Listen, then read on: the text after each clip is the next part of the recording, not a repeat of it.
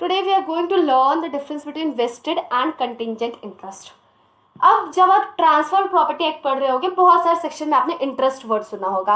अब ये जो इंटरेस्ट है ना, ये दो तरीके का है, वेस्टेड इंटरेस्ट और कंटिंजेंट इंटरेस्ट. वेस्टेड इंटरेस्ट के बारे में सेक्शन 19 में दे रखा है और कंटिंजेंट इंटरेस्ट के बारे में सेक्शन 21 में दे रखा है. अब मैं आपको वेस्टेड और कंटिंजेंट के बीच का एक ऐसा डिफरेंस बताऊंगी जिससे कि आपको दोनों कंसेप्ट क्लियर हो जाएंगे कि एक्चुअली में वेस्टेड और कंटिंजेंट इंटरेस्ट है क्या, इन दोनों में फर्क क्या है. ठीक है, अब देखो इसके अंदर वेस्टेड इंटरेस्ट में क्या होता है ना, जो ट्रांसफरर है, सपोज ए यहाँ पे हमारा ट्रांसफरर है और जो बी है हमारा ट्रांसफरी है. यहाँ पे जो ट्रांसफरर रहता है वो जैसे ही अपनी प्रॉपर्टी ट्रांसफर करता है, मतलब बी के पास जब इंटरेस्ट वेस्ट करता है तो बी को प्रॉपर्टी का इंटरेस्ट दे देता है. क्या दे देता है? इंटरेस्ट. लेकिन जो पोजेशन रहती है वो किसके पास रहती है? ट्रांसफरर के पास. ध्यान रखना, पोजेशन और इंटरेस्ट में दो चीजों की बात कर रही हूं. जब प्रॉपर्टी ट्रांसफर होती है तो दो चीज ट्रांसफर होता है, राइट? एक इंटरेस्ट होता है और एक क्या होता है? पोजेशन होता है. तो अगर इंटरेस्ट भी ट्रांसफर हो जाए, इंटरेस्ट ट्रांसफर होना मेन चीज है ना, तो वेस्टेड इंटरेस्ट में ये होता है कि जो प्रॉपर्टी के राइट्स है, प्रॉपर्टी का जो इंटरेस्ट है, वो जैसे ही मतलब ये ट्रांसफर होता है, जैसे ही ये बात होती है, तुरंत ट्रांसफरी के पास चले जाते हैं उस प्रॉपर्टी के राइट्स. हाँ, पोजेशन भले से ट्रांसफरर के पास रहता है, लेकिन जो भी राइट्स है, जो भी इंटरेस्ट है उस प्रॉपर्टी को लेके, वो सब ए के पास नहीं रहता, ए से लेके बी के पास चला जाता है.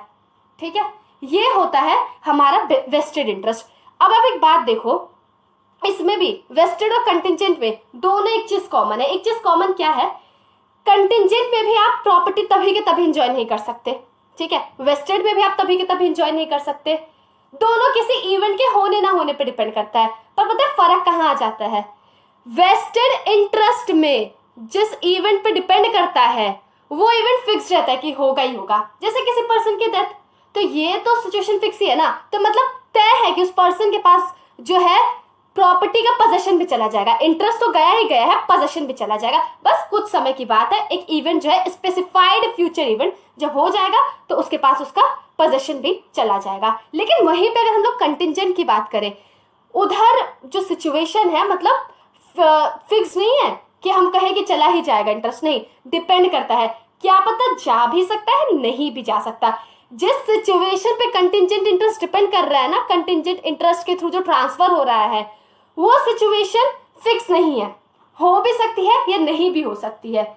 जैसे बहुत सारे एग्जांपल्स है. जैसे अगर ए ने बोला कि मैं ये जो प्रॉपर्टी है तो मैं तब दूंगा when you will get married, तो यहाँ पे बी शादी करे या ना करे, how we can say that this is fixed. हाँ, लेकिन अगर ए ये बोलता है बी से जब तुम 30 इयर्स के हो जाओगे you will get this property, that's definitely fixed, वो तो होना ही होना है, राइट? तो ये मेन डिफरेंस है वेस्टेड और कंटिंजेंट इंटरेस्ट में.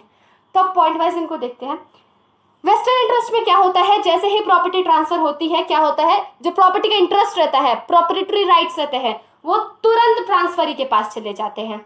अगली चीज, यहाँ पे जो इंजॉयमेंट है प्रॉपर्टी का, यानी कि जो प्रॉपर्टी का पोजेशन है, वो तभी के तभी नहीं मिला है, वो पोस्टपोन हो चुका है. वो किसी इवेंट के होने ना होने पे डिपेंड करता है, पर वो जो इवेंट है वो फिक्स्ड है कि हाँ ये इवेंट होगा ही होगा. जैसे मैंने आपको एग्जांपल दिया, जो ए है वो बी को बोलता है कि मैं तुम्हें प्रॉपर्टी दे रहा हूं, ठीक है, I am giving you this property when you will of the age of 30.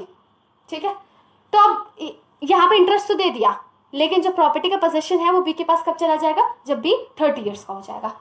ठीक है, अब यहाँ पे कोई, जैसे अब मैं बताती हूँ, जो ट्रांसफरर है जब वो कॉन्ट्रैक्ट करता है इस चीज से रिलेटेड, तो उसका कॉन्ट्रैक्ट ना कुछ अलग, मतलब कुछ कॉन्ट्ररी ना बोल रहा, मतलब जैसे बोलने का एक तरीका होता है, कॉन्ट्रैक्ट बनाने का भी एक तरीका होता है. जैसे ए ऐसा ना कहे कि मेरे पास एक प्रॉपर्टी है, when you be of 30 years of age, तो मैं देखूंगा उस प्रॉपर्टी का, आई विल ट्रांसफर यू. तो यहाँ पे इंटरेस्ट उसने थोड़ी ट्रांसफर किया है, ए ने इंटरेस्ट थोड़ी ट्रांसफर किया है. ए ने क्या कहा, जब तुम 30 साल के हो गए ना तो मैं देखूंगा. ठीक है, तो अब क्या पता क्या कब देखे कब ना देखे, है ना. और लेकिन वहीं पे अगर ए बोलता है कि I have this property belongs to you and you will get the possession of this property when you will be of the age of 30 years, तो कहने का मतलब ये है जब 30 साल के हो जाओगे ये प्रॉपर्टी को तुम एंजॉय कर सकोगे, वैसे प्रॉपर्टी है तुम्हारी ही. ठीक है, अब यहाँ पे देखो, तो ये भी कॉन्ट्रैक्ट कॉन्ट्ररी में नहीं होना चाहिए. आई थिंक ये पॉइंट क्लियर हो चुका है. अब यहाँ पे जो ट्रांसफर है, सपोज जो बी है उस 30 साल की उम्र हुई नहीं, ठीक है, और वो मर जाता है, तो ऐसे सिचुएशन में क्या होगा, उसकी प्रॉपर्टी का, उसकी जो प्रॉपर्टी है ना, उसके लीगल हायर्स आके मांग सकते हैं। क्यों? क्योंकि अरे उसके पास प्रॉपर्टी का इंटरेस्ट तो है ना, पोजेशन ही तो नहीं है। इंटरेस्ट ज्यादा इंपॉर्टेंट रोल प्ले करता है। खैर है तो दोनों ही जरूरी, लेकिन इंटरेस्ट ज्यादा इंपॉर्टेंट रोल प्ले करता है। अब इनके पास इंटरेस्ट है तो डेफिनेटली वो जाके क्लेम कर सकते हैं इनके लीगल हायर्स, ट्रांसफरी के legal heirs.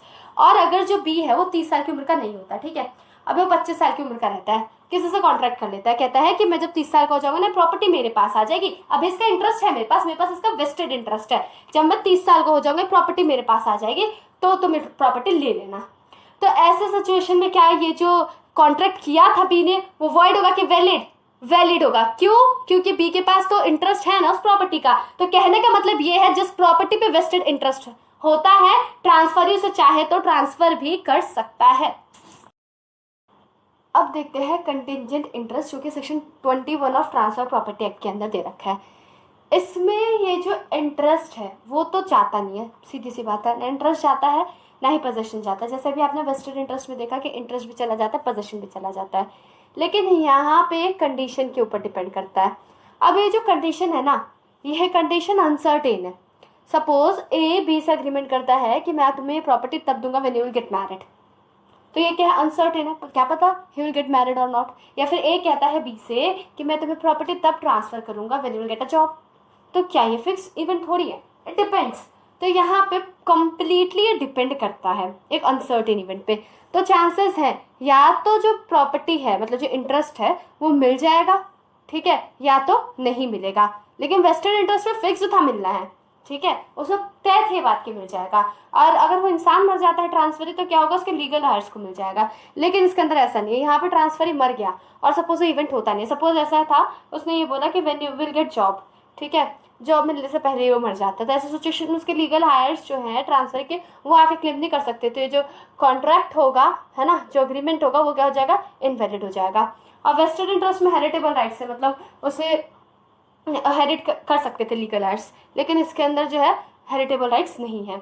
Most importantly depend करता है अग्रीमेंट किस तरीके का है, लेकिन मेजरली यही चीज़ है, ठीक है। तो कंटिंजेंट इंटरेस्ट में अब एकदम मोटी मोटी भाषा में बोले हम लोग, तो वेस्टेड इंटरेस्ट में क्या है कि प्रॉपर्टी जो है वो मिल जाएगी, पक्का है प्रॉपर्टी मिलेगी। प्रॉपर्टी मिलेगी क्या, प्रॉपर्टी है ही, बस पोजीशन मिलना बाकी है। लेकिन कंटिंजेंट इंटरेस्ट में ऐसा है, प्रॉपर्टी मिल भी सकती है, प्रॉपर्टी नहीं भी मिलेगी। ये मेन डिफरेंस है इन लोग के बीच में। तो अब चलो हम देखेंगे इन लोग का डिफरेंस, और इस डिफरेंस के थ्रू हम समझेंगे कि किस इंटरेस्ट को हम लोग वेस्टेड कह सकते हैं और किसको हम कंटिंजेंट कह सकते हैं। वैसे आपको समझ आ गया होगा, इन्हीं में से डिराइव होता है डिफरेंस, ठीक है। तो पहला है डिफरेंस, ऑब्वियसली कौन से सेक्शन में आता है, तो वेस्टेड इंटरेस्ट सेक्शन 19 में आता है, कंटिंजेंट इंटरेस्ट सेक्शन 21 में आता है। देन इफेक्टिव कब से होता है, वेस्टेड इंटरेस्ट तो जिस दिन से ट्रांसफर हो उसी दिन से इफेक्टिव हो जाता है, क्योंकि उसी दिन से जो राइट्स है वो ट्रांसफरी के पास आ जाते हैं। और जो कंटिंजेंट इंटरेस्ट तो डिपेंड करता है, अगर मतलब जो कंडीशन है अगर वो फुलफिल हो जाती है उस दिन से इफेक्टिव होगा, ओके। देन उसके बाद अगर बात करते हैं कंडीशन, तो वेस्टेड इंटरेस्ट में जो कंडीशन सर्टेन रहती है, ठीक है, वो तय होनी होती है कि हाँ वो होगी।